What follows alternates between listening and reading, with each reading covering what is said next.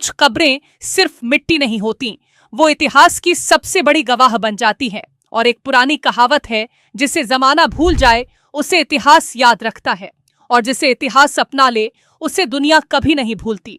आज पूरी दुनिया की नजर ईरान के एक ऐसे शहर पर टिकी है जहां सिर्फ एक अंतिम संस्कार नहीं हो रहा, बल्कि सदियों पुराने इतिहास का एक नया चैप्टर लिखा जा रहा है। अमेरिका और इजराइल के संयुक्त हमले में मारे गए ईरान के सर्वोच्च नेता अयातुल्लाह अली खामेनेई को आखिर ऐसी कौन सी जगह दफनाया जा रहा है जहां दफन होना अपने आप में एक बहुत बड़ा सम्मान माना जाता है। सवाल ये भी, आखिर कौन थे इमाम रजा, जिनकी दरगाह के पास दफन होने की इच्छा करोड़ों लोगों के लिए सिर्फ एक सपना मानी जाती है? और आखिर क्यों पूरी दुनिया की निगाहें 9 जुलाई पर टिकी हुई हैं? आइए इस पूरी कहानी की परतें एक एक करके खोलते हैं इस रिपोर्ट में। दरअसल अमेरिका इजराइल के संयुक्त हमले के लगभग 4 महीने बाद अब अयातुल्लाह अली खामेनेई के अंतिम संस्कार की रस्में शुरू हो चुकी हैं। 4 जुलाई से शुरू हुई इन रस्मों का अंतिम पड़ाव 9 जुलाई को ईरान के सबसे पवित्र धार्मिक शहर मशहद में होगा, जहां उन्हें इमाम रजा की दरगाह के परिसर में सुपुर्द ए खाक किया जाएगा। ये कोई साधारण कब्रिस्तान नहीं, ये वो स्थान है जिसे दुनिया भर के शिया मुसलमान सबसे पवित्र धार्मिक स्थलों में गिनते हैं। यही वजह है कि इस अंतिम संस्कार ने सिर्फ ईरान ही नहीं, बल्कि पूरी दुनिया का ध्यान अपनी ओर खींच लिया है। शायद यही वजह है कि अंतिम संस्कार में दुनिया भर से राजनीतिक हस्तियां और राष्ट्राध्यक्ष पहुंच रहे हैं। भारत की ओर से भी एक प्रतिनिधिमंडल ईरान जा रहा है।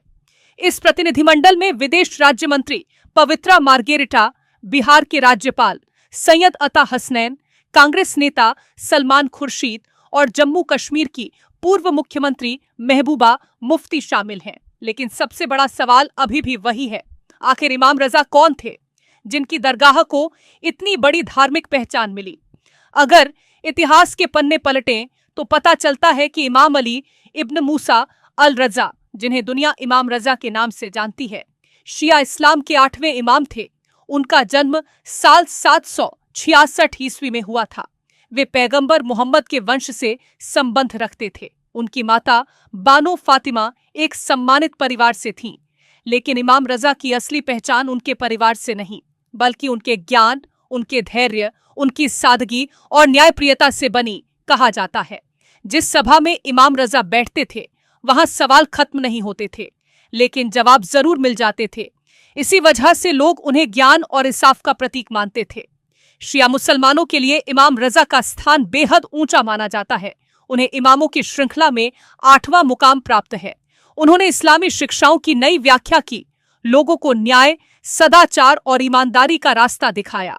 उनकी शिक्षाओं ने आने वाली पीढ़ियों के धार्मिक विद्वानों को गहराई से प्रभावित किया। इतना ही नहीं, उनकी शख्सियत का सम्मान केवल शिया समुदाय तक सीमित नहीं रहा। सुन्नी परंपराओं में भी उनका उल्लेख सम्मान के साथ किया जाता है। अब सवाल उठता है, आखिर उनकी दरगाह कहाँ है? ईरान के उत्तर पूर्वी हिस्से में स्थित शहर मशहद में। आज मशहद दुनिया के सबसे बड़े धार्मिक तीर्थ स्थलों में गिना जाता है। दरअसल मशहद शब्द का अर्थ ही होता है शहादत का स्थान, क्योंकि इसी शहर में इमाम रजा को दफनाया गया था। और धीरे धीरे यही जगह दुनिया भर के करोड़ों श्रद्धालुओं की आस्था का सबसे बड़ा केंद्र बन गई। लेकिन ये भव्य दरगाह शुरू से इतनी विशाल नहीं थी। इमाम रजा के दफन होने के बाद यहाँ एक साधारण मकबरा बनाया गया। समय बीतता गया और अलग अलग शासकों ने इस स्थान का विस्तार किया। फारसी कला, इस्लामी स्थापत्य और अद्भुत कारीगरी ने इस दरगाह को दुनिया की सबसे खूबसूरत धार्मिक इमारतों में शामिल कर दिया। आज इस परिसर में विशाल आंगन, सोने से सजा गुंबद, ऊंची मीनारें, शानदार झूमर, रंग बिरंगी मीनाकारी, बारीक नक्काशी, कीमती धातुओं से बने दरवाजे और शीशों से सजे भव्य हॉल देखने को मिलते हैं। यही नहीं, यहाँ मदरसे, विशाल पुस्तकालय, इबादत के अलग स्थान और धार्मिक अध्ययन के कई केंद्र भी मौजूद हैं। सिर्फ धार्मिक महत्व ही नहीं, ये दरगाह सामाजिक और सांस्कृतिक गतिविधियों का भी बड़ा केंद्र है। साल भर लाखों श्रद्धालु यहाँ जियारत के लिए आते हैं। विशेष धार्मिक अवसरों पर यहाँ लोगों का समुद्र उमड़ पड़ता है।